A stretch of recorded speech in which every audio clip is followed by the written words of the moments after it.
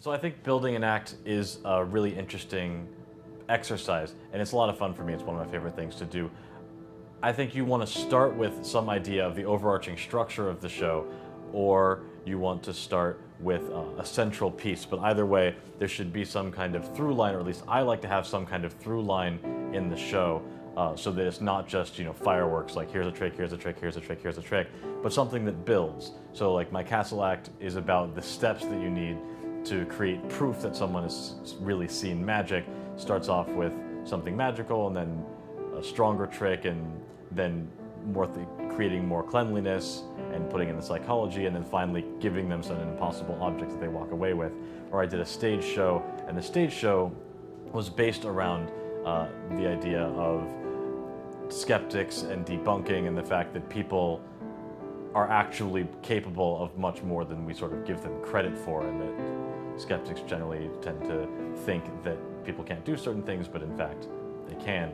And you start with that, and then you build a structure that makes sense as a whole show. So there are a lot of ways to come up with new material, and I don't have a set way of creating new material for myself. It can sometimes start with an idea, an effect I want to see. Sometimes it starts with a really cool move that I like and I want to take advantage of.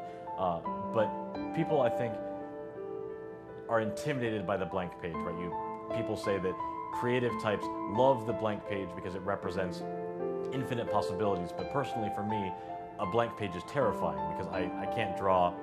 I don't write by hand, I write on the computer. So the idea of a blank page and just starting from scratch with a pencil is scary to me.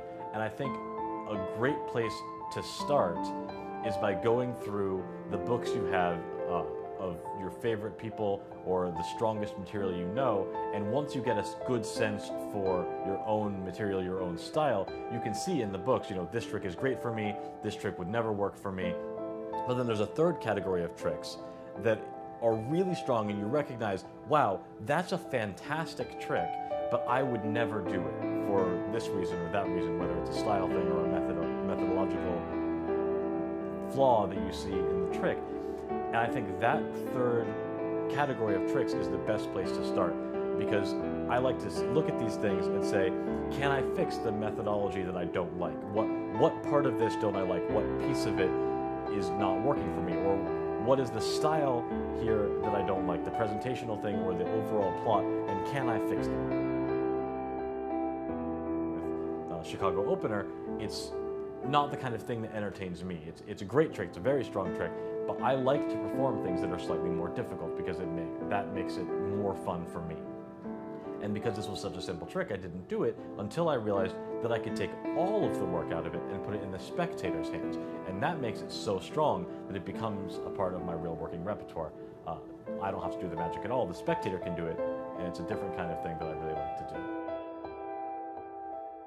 Yeah, so I think there's a big controversy among magicians as to whether to admit that something is a trick or whether to always present it as magic. And personally, I fall on the side of, I'm perfectly happy to say that it's a trick. I freely admit that it's a trick, that it's not really magic. And in fact, in almost all of my presentations, especially in the stuff that I'm doing in my own hands, I'm very open about the fact that it's sleight of hand, that it's a trick, that it's not real magic. The only time I really say that something is magic is if I put it in the spectator's hands or if I'm being glib. But I think in our sort of society today, when you have cell phones that can do anything and you have ubiquitous internet access, and every day someone's creating some kind of new technology that just blows everyone's mind, that's magic. We experience things that are magical every day. And so I think it's more amazing that people still do things by hand. Like if you go and visit, I went to Toledo a while back in Spain, and you can see all these fantastic swords that they made in Toledo that are like hand stamped and hand engraved, or rather are not. You could buy them in the sword shop, and they're just made by computers or whatnot. But the one guy who still makes them by hand is incredible, right? Because no one makes swords by hand anymore. You find this one guy and you meet this one guy who still does stuff by hand, and that's incredible. So I think magic is very similar. People are impressed by the fact that you can still do these kind of analog things, these kind of dexterous things, where those kinds of skills have been long lost. So I'm very open about the fact that it's all skill, because I think that impresses people even more than trying to claim that it's just miraculous powers.